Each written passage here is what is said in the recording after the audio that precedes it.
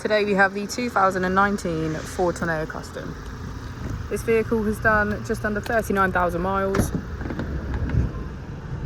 It has a manual transmission and a diesel fuel type. As we step inside, we can see that we have 9 seats in total.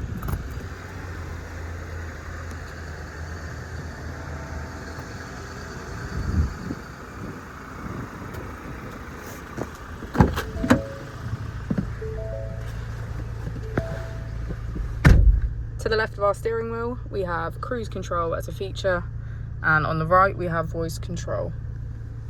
Moving on to our screen, we can access Apple CarPlay, 4Pass Connect, our vehicle settings, emergency assistance, Bluetooth, mobile apps and smartphone integration. If we put the vehicle into reverse, we can see that it comes with front and rear parking sensors. Just below our screen we have our AC with heated seats on either side.